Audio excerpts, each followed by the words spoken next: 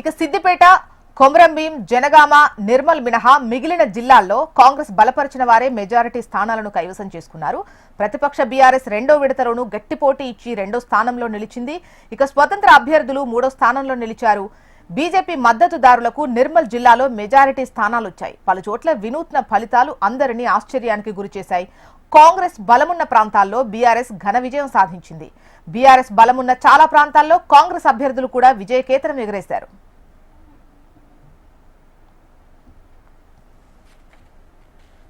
ఇక రెండు విడతలు కలుపుకొని 27 జిల్లాల్లో కాంగ్రెస్ జిల్లాలు మెజారిటీ స్థానాలు గెలిచాయి.